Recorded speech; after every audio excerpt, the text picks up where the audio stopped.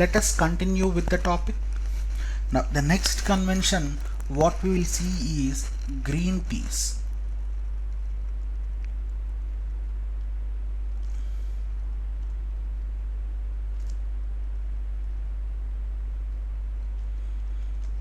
Right.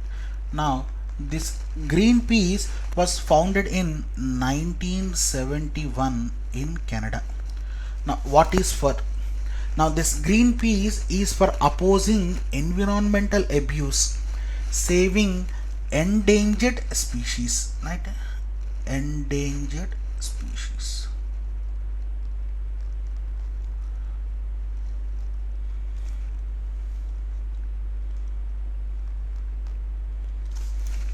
Right, and also increasing public awareness through direct action, research and innovation. Now this is for saving endangered species. Now the next convention is United Nations Environment Program.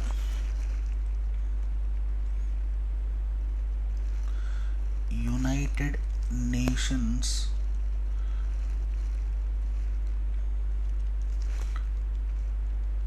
Environment Program.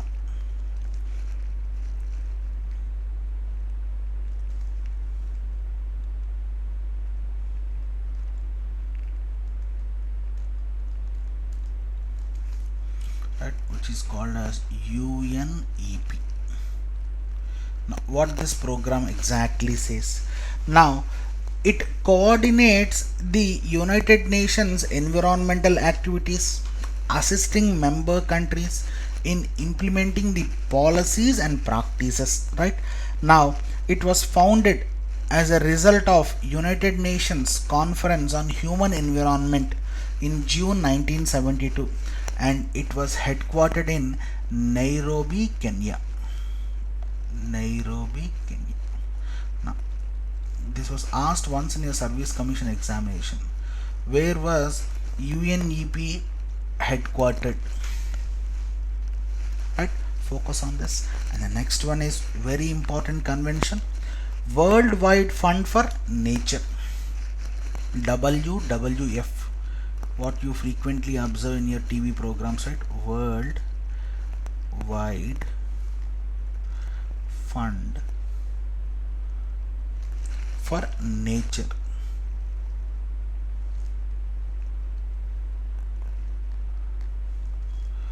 It's called WWF. Now let us see in detail regarding this WWF. Now this is an international non-governmental organization. It's an NGO working on issues regarding the conservation of biodiversity and restoration and environment. It was formerly called as World Wildlife Fund. Right, it was formerly called as World Wildlife Fund.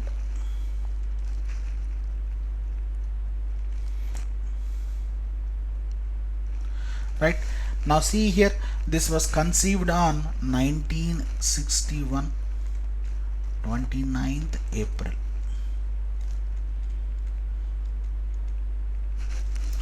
Right, now these convention goals are to preserve genetic species and ecosystem diversity, and also use of renewable resources which are sustainable for the environment.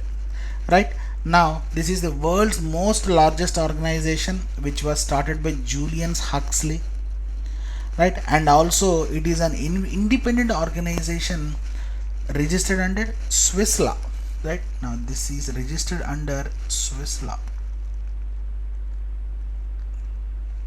Now all these points are common, so that's why I'm not writing on the board. Right, now see here, the central secretariat was located in Gland, Switzerland. Now see here, one more convention is also located in Gland, Switzerland.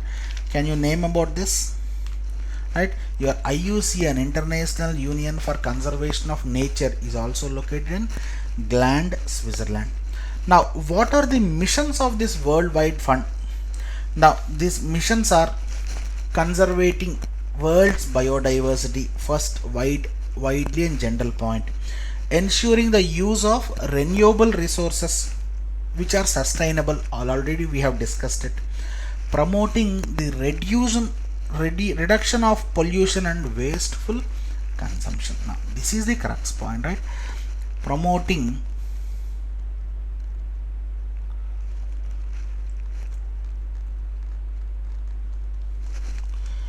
the reduction of pollution, promoting reduction of pollution and wasteful consumption.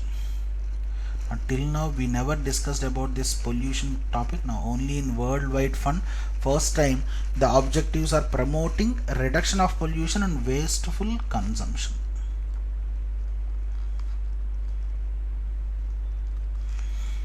This is the core objective of Worldwide Fund. Done. Now see why it was previously World Wildlife Fund and now it was changed to Worldwide Fund. Now when it was started, its ambit was very less or low. Now its ambit was increased, right? It includes all the environmental changes, how to help the environment due to this unsustainable changes. All the things were included in this, so it was changed as Worldwide Fund for Nature, right? Done. Now the next convention what we will see is traffic.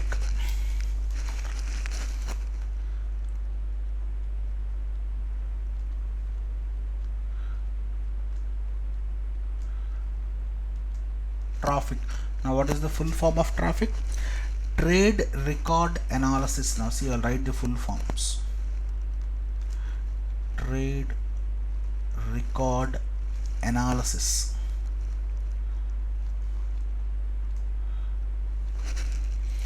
of flora and fauna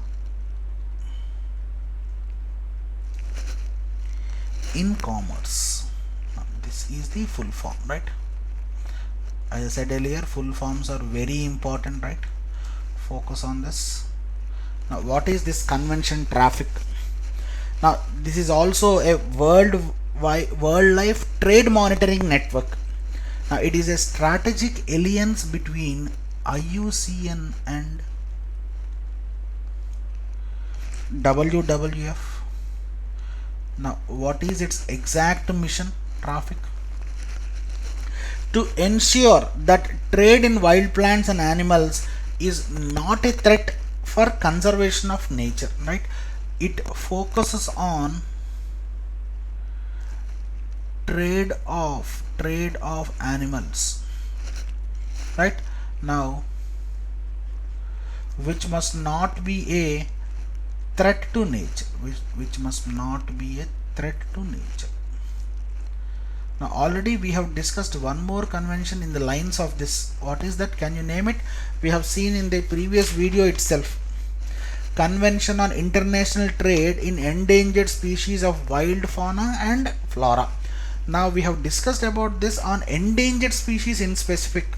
Now this traffic we will deal all the species in general, right? Now that's the difference between CITES and traffic, right? Now it plays a vital role. Traffic plays a vital role in curbing illegal wildlife trade by conducting research and analysis, and also it supports remedial action on illegal trade, right? It also supports remedial action.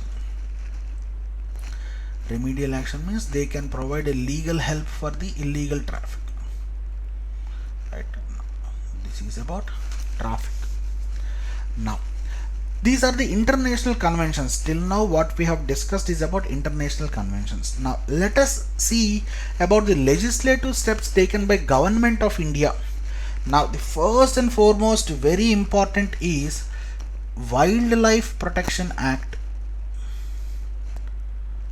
Wildlife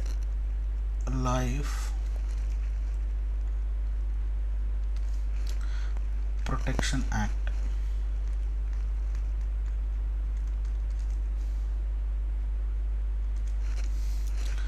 1972.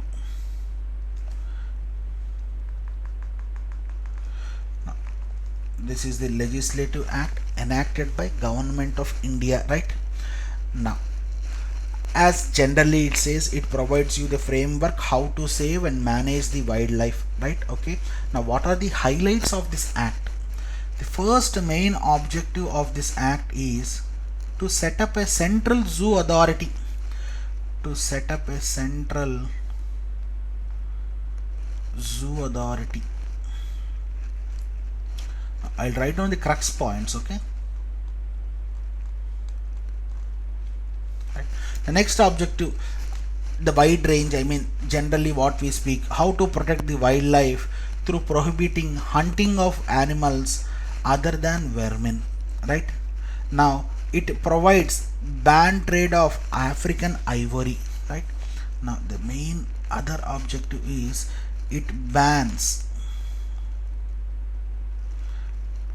trade of African ivory.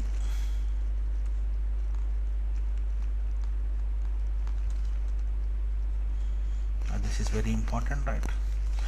The next objective is it provides points to extract and deal in snake venom for producing life-saving drugs. Provision to extract snake venom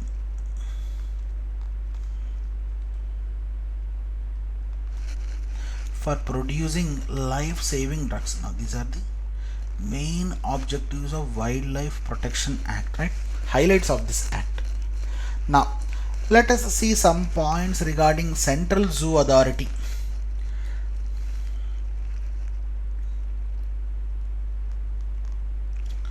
Central Zoo Authority.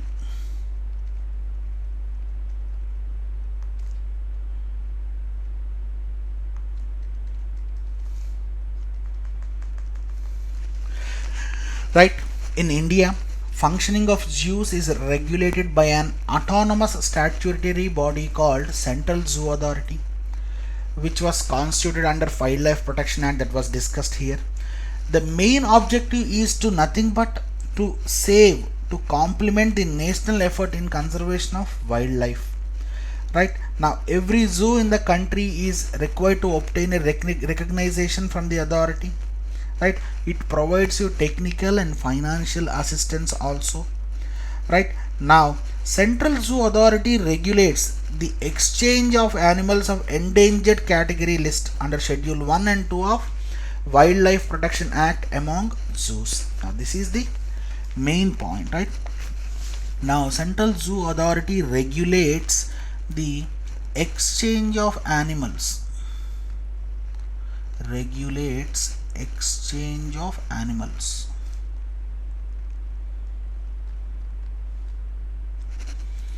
of endangered category. I'll write it as EN category, right? Endangered.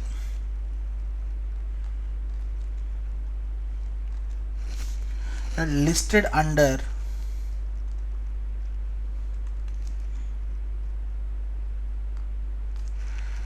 Schedule 1 and 2 of Wildlife Protection Act 1972. Now it can be exchanged between the zoos. Right? Done. Now this is the crux point of Central Zoo Authority. Now next, let us see about the main important topic regarding India, National Tiger Conservation Authority, NTCA. Now I'll write the full forms, right? National Tiger Conservation Authority. Tiger Conservation Authority.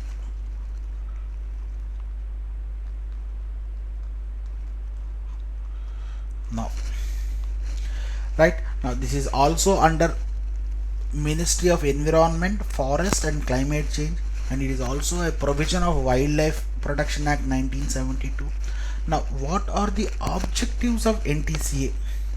Now the first foremost main objective is it has to provide a statutory authority to Project Tiger, right? It has to provide a statutory authority for for Project Tiger. Now this is very important. Saving and conservation of tigers in India, and also to count their numbers. Right now, it also helps you to authorize the accountability of management of tiger reserves, right?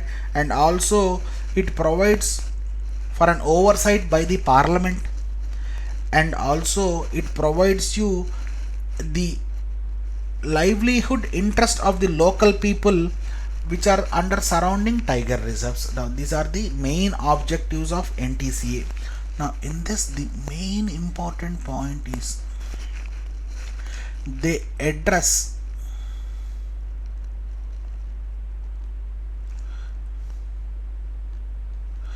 livelihood interest of the endemic people around tiger reserves, around tiger reserves, right? Now see here, this NTCA will be overseen by parliament,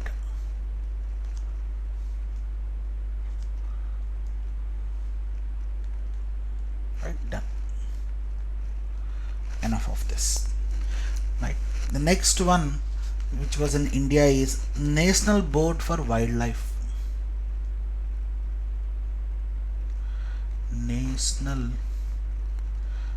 Board for Wildlife.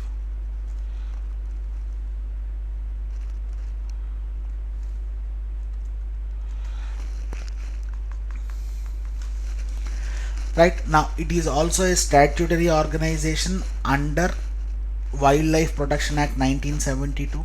Now, it advises the central government on framing the policies and measures to be taken for the conservation of wildlife in the country.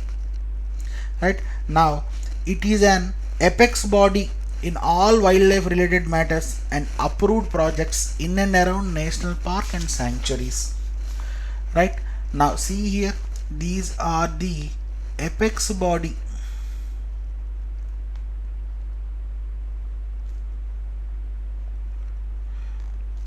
which looks upon, I'll write down the crux points, okay, which looks upon the conservation reserves approval,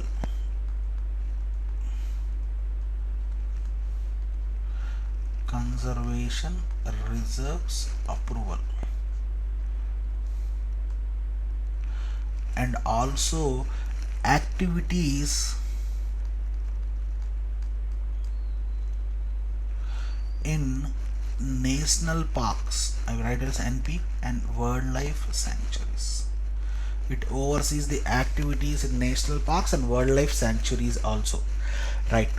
And see here, what are the activities that it considers in the under national parks and wildlife sanctuaries? Now it helps you to check the boundaries. There will be no alteration of boundaries in national parks and wildlife sanctuaries, and this cannot be done without the approval of a National Board for Wildlife. Right? See, alteration of boundaries.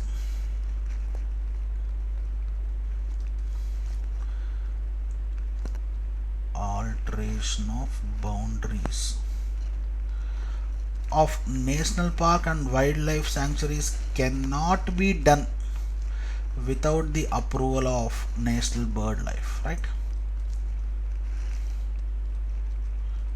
National Board for Wildlife. Right now, this National Bird for Wildlife is chaired by Prime Minister of India.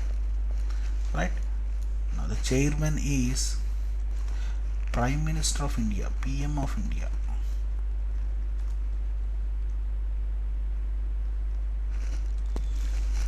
Done. Now Let us see the next concept in this conventions. The next one is eco-sensitive zones, ESZ. Now see here, already we have discussed in detail regarding this eco-sensitive zones in Western Ghats, right? Your Gadgil and Kasturi Rangan reports, you can brush up through the things. What are these ESZs? What are these ESZs? Right now, see here, these ESZs are areas around national parks, wildlife sanctuaries, right, to prevent the ecological damage due to developmental activities. Now these are the saving areas or the safeguarded areas. Now I'll crux down this point, right? These are the safeguarded areas. Already we have discussed exhaustively about this, right? Safeguarded areas in national parks and wildlife sanctuaries, WLS, right? And also they are notified under Environment Protection Act. Now what is the basic aim of this? It regulates certain activities around national parks and wildlife sanctuaries to minimize the negative impacts,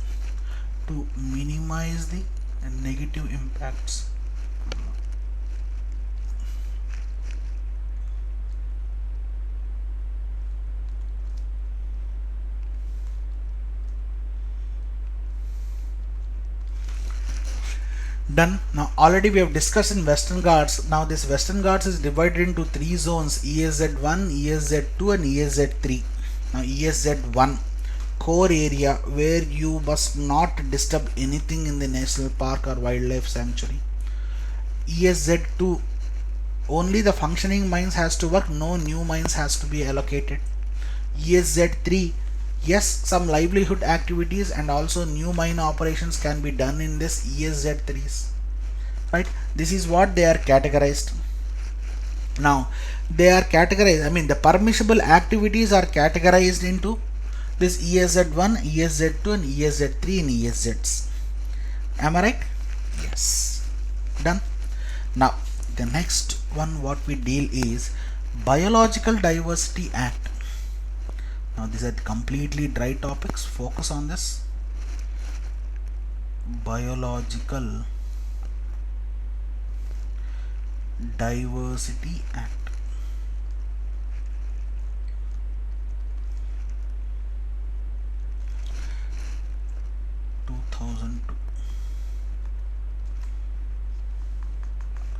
Now, what this Biological Diversity Act says.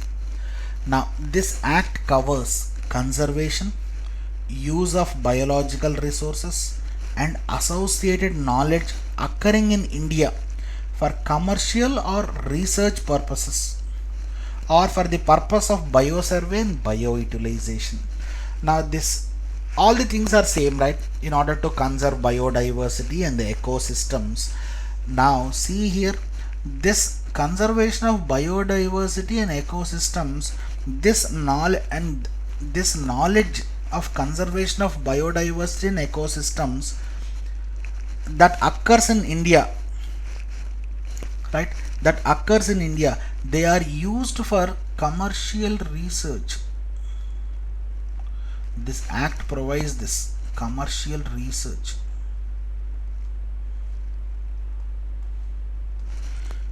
and also for bioutilization. This is the crux point.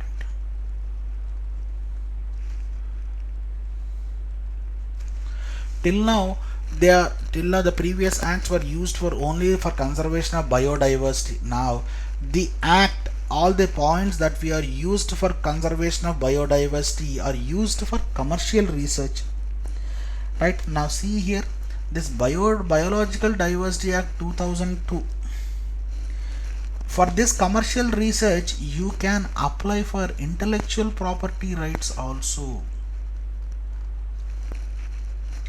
The way what you are performing for conservation of biodiversity, you can apply for intellectual property rights, IPRs. Right now, this Biological Diversity Act sets up National Biodiversity Authority, NBA, and State Biodiversity Boards, SBB, and Biodiversity Management Committees. Right, I will write on the full form: National Biodiversity Authority,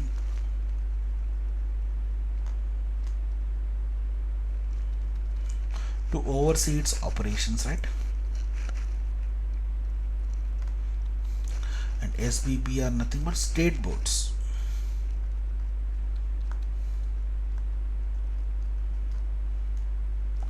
Now, this is the crux point of Biological Diversity Act 2002. Right now, the next one what we will discuss is important one: National Green Tribunal Act 2010, NGT. National Green Tribunal Act.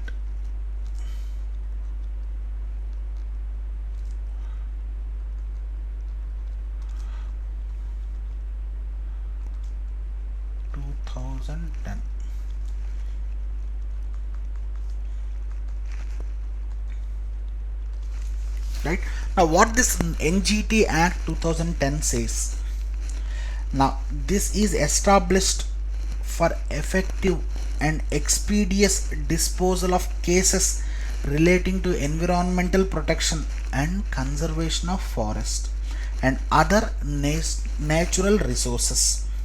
Right, okay, done. Now this act was established for disposal of cases. Now I'll write only this crux point, right? Disposal of cases relating environmental degradation, protection and conservation.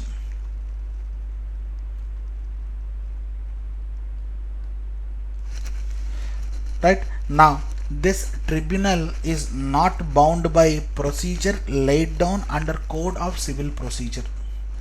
Now this tribunal is not laid down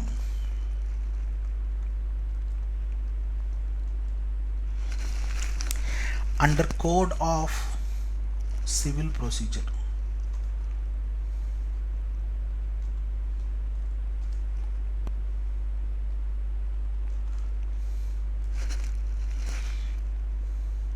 Under Code of Civil Procedure, but it is guided by principles of natural justice. Okay, now this tribunal is mandated to make the disposal of applications or appeals within 6 months of filing the same. Now this disposal of cases and appeals must be disposed within 6 months of filing a case. Within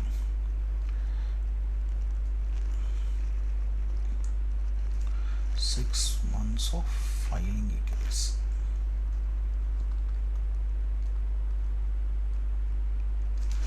Done.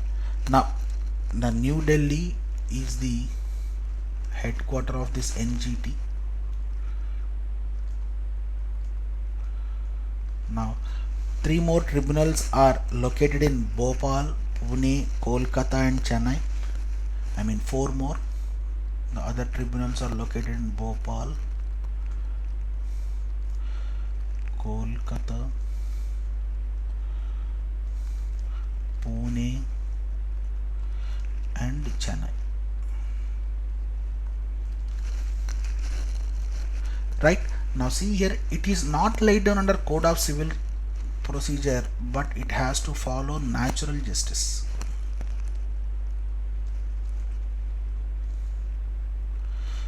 Now at last, what is the crux point of this act? Now this NGT is established for the disposal of cases relating to environmental protection and conservation of forest and other natural resources. Now see here, and also it has to enforce legal right relating to environment. It has to enforce legal right to environment, right?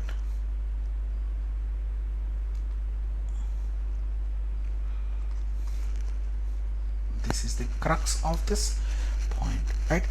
In the next video we will discuss about the Indian organizations relating to biodiversity. Already we have discussed the organizations regarding international things, Greenpeace, right, CITES, CMS, traffic, in international way.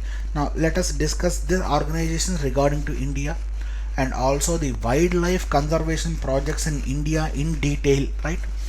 This is very important because see here, in the recent newspapers we have seen a news regarding Clean Ganga project. After cleaning Ganga river, most of the endangered species again coming to their habitat, it seems. Our Indian gharials, right, turtles, and also this are again coming to their habitat, it seems. If you can observe the newspapers, you can get it very easily, right?